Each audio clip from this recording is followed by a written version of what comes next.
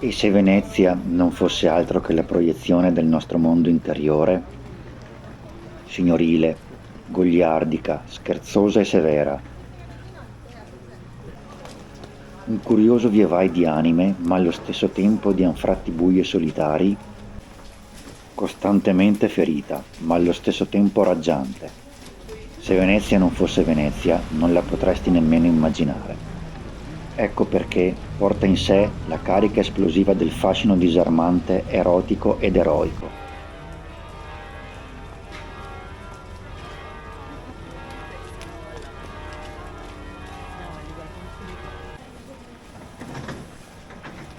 Non la vedrai mai allo stesso modo, perché si mostra solo con ciò che vuol farti vedere, ma tutto il resto è alchimia, anzi oserei dire magia.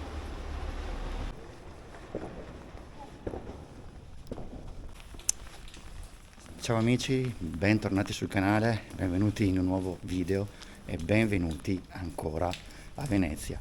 Benvenuti nella Venezia misteriosa. Oggi il clima, il tempo ci sta dando ragione di questa scelta.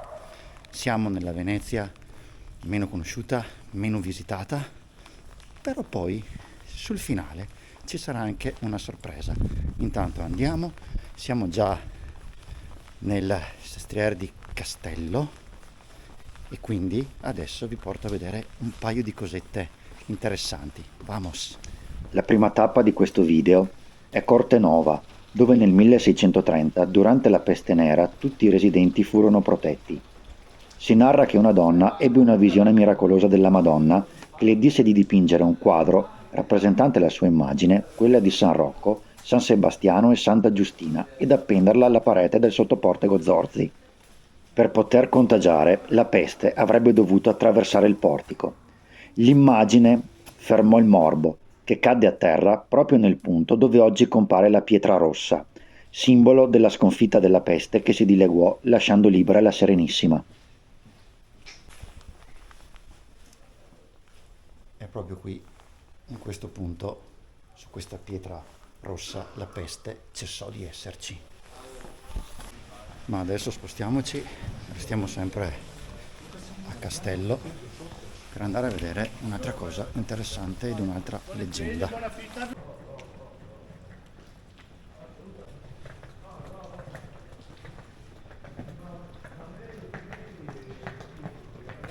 Qui al sottoportico dei preti vedete questo cuore che porta bene essere toccato, specialmente se si viene qui accompagnati dalla dolce metà nel giorno di San Valentino.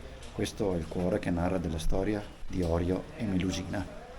Orio, un giovane pescatore, una notte trovò nella sua rete la bella Melusina, che lo supplicò di salvarla. I due si innamorarono. Melusina andò a abitare nella casa di Orio, con il patto che egli rimanesse fuori casa ogni sabato fino al matrimonio. Ma un sabato, spinto dalla curiosità, Orio fece ritorno e davanti a sé vide un serpente che si rivelò essere Melusina, vittima di un sortileggio che si sarebbe rotto solo con il matrimonio. I due si sposarono, ebbero due figli. Melusina si ammalò e morì, lasciando solo il pescatore. Ogni volta però che rientrava a casa, Orio trovava tutto in ordine, ma una volta rincasò prima e si trovò davanti un serpente. Terrorizzato per l'incolumità dei figli, lo ammazzò. Da allora non trovò più la casa curata e si rese conto che la serpe non era altro che la parte animale sopravvissuta di Melusina. In ricordo di questa storia fu posto un cuore di mattoni rosso.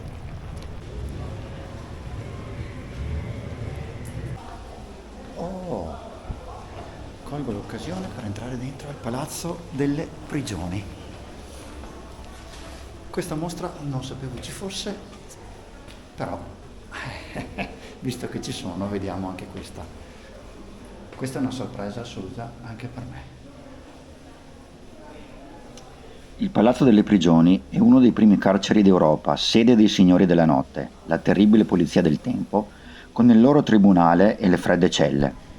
Al primo piano ho avuto il piacere di assistere alla mostra che a breve vi racconterò, ma al secondo piano invece si può vedere come venivano torturati i carcerati. Si possono vedere strumenti antichissimi usati in passato per far confessare. Avrete la possibilità di capire lo stile di vita dei detenuti. perché anche per i prigionieri ogni tanto arriva Natale, anche per i condannati. Noi proseguiamo.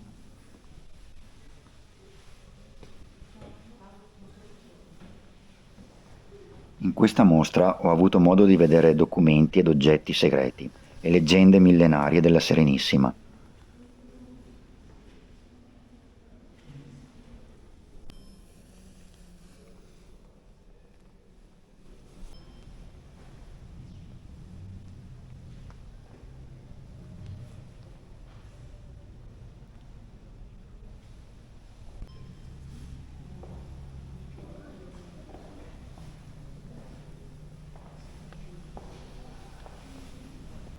Ci sono documenti utilizzati dal Sant'Uffizio durante l'Inquisizione, dove vennero condannate molte donne con accuse di malefici e arti magiche.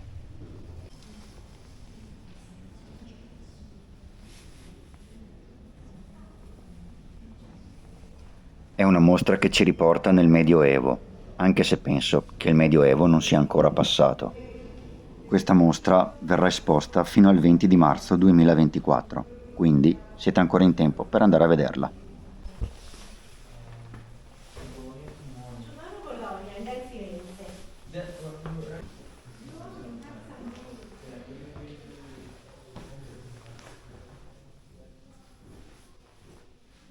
Siamo dentro al Palazzo delle Prigioni, forse la prigione più antica costruita qui in Italia addirittura, credo. E questa è la cella degli uomini. Ci sono le manette, schiacciapollici, quindi le persone che erano qui venivano sottoposte anche a torture.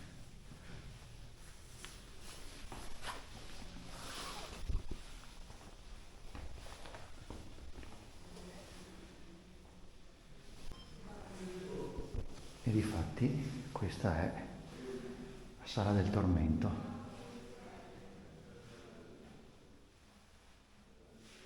Questo è il famoso Caregon.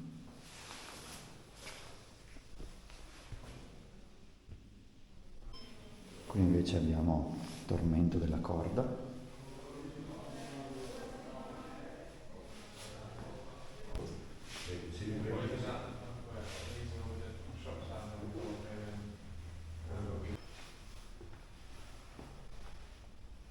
Stiamo entrando nella cella delle donne.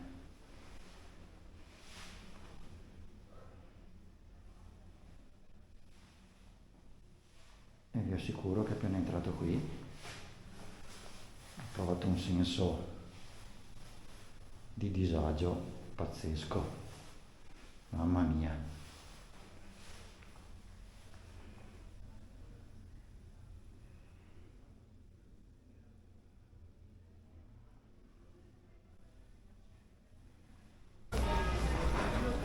Vista anche questa mostra totalmente inaspettata. Bello entrare al Palazzo delle Prigioni, non avevo mai avuto l'occasione, ed ovviamente il Palazzo delle Prigioni era confinante con il Ponte dei Sospiri.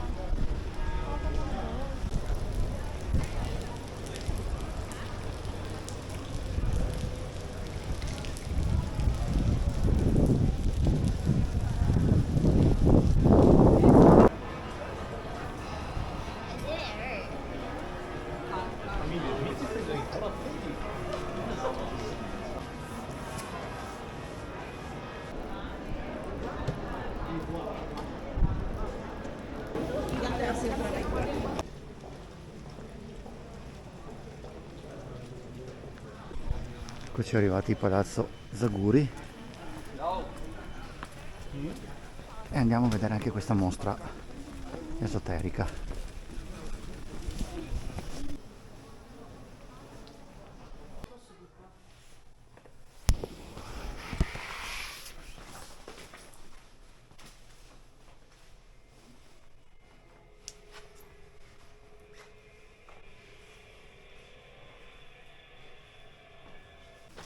Questa mostra invece è suddivisa in 3 piani all'interno di questo palazzo. Si parte dal terzo piano e poi a scendere. Quindi adesso io sto cercando di salire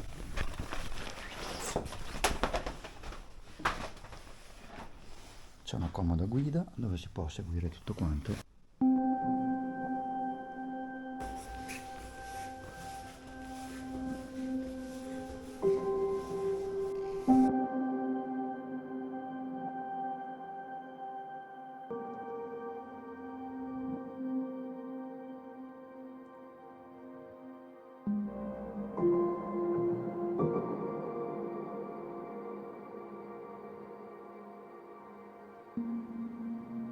La mostra esoterica, a Palazzo Zaguri, condurrà i visitatori nei meandri dell'ignoto grazie a sale ricche di pannelli esplicativi, documenti unici, reperti originali e riproduzioni di luoghi di culto misterico riservati alle dottrine esoteriche.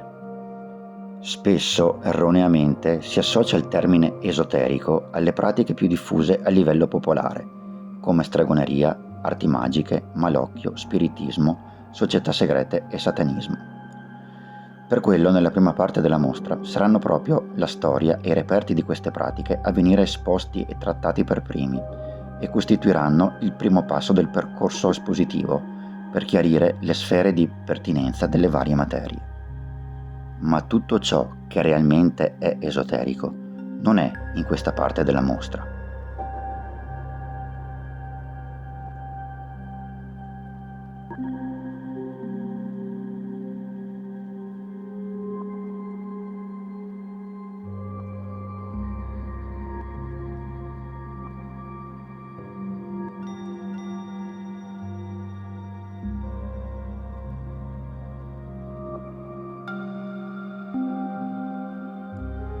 Nella prima parte della mostra saranno visibili riproduzioni dei più importanti scritti antichi di magia bianca e nera, collezioni di oggetti per i sortilegi, reperti originali di ricerche spiritiche e presunti apporti apparsi durante sedute medianiche, così come riproduzioni di documenti della Santa Inquisizione sulla caccia alle streghe.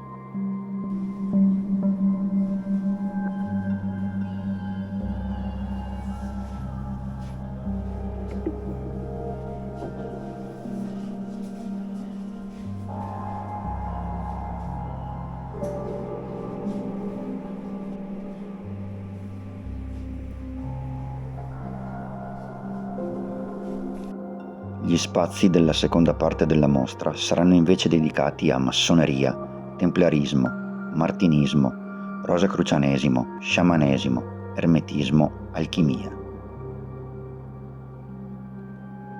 Quindi alle storiche iniziazioni rituali e ai reali significati delle dottrine esoteriche intese come portatrici di verità ai fini della salvezza individuale ed universale, secondo la secolare ricerca verso la liberazione del male e il progresso spirituale.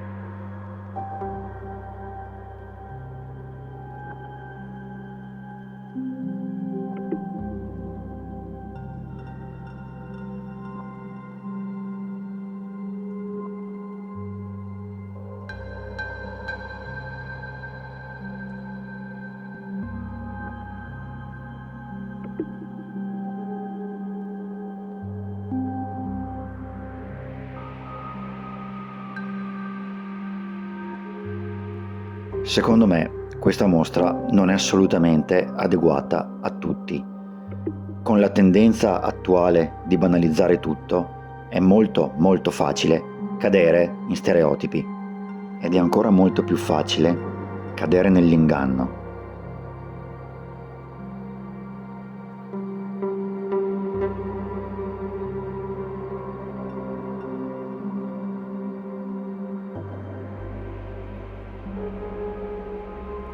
Quando si arriva vicini a determinati tipi di energie sensibili, meglio essere profondamente radicati, profondamente coscienti e profondamente attenti. Abbiate almeno la capacità di riuscire a scindere.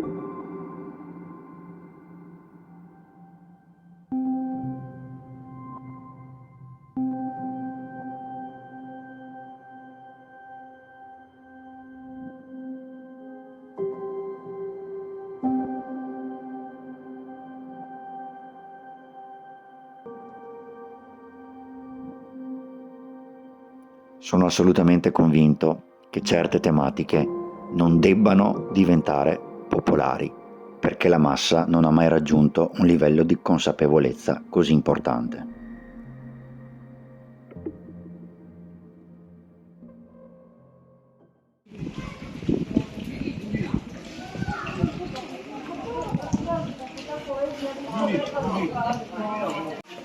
Eccoci qua, uscito dalla mostra. Come sempre, quando parlo di certe tematiche, tratto certi argomenti, mi piace che ognuno prenda la sua posizione ed ognuno abbia un proprio pensiero. E il mio di questa mostra, cosa devo dire? Tanta carne al fuoco, tanto materiale, su cui però bisognerebbe soffermarsi nei vari punti. Quindi a chi la consiglio a chi vuole approcciarsi un po' a determinate tematiche, a certi mondi, mentre direi che chi ne è già avvezzo, ad un certo punto, secondo me, può andare a sondare e a scandagliare di più determinati territori, determinati concetti in maniera personale. Non si perde niente se non una grandissima infarinatura. Ecco, io adesso con calma me ne torno verso la stazione. Questo video della Venezia esoterica spero vi sia piaciuto, e dai, Venezia è sempre bella, è un museo a cielo aperto, quindi venite e noi ci sentiamo al prossimo video. Ciao ciao!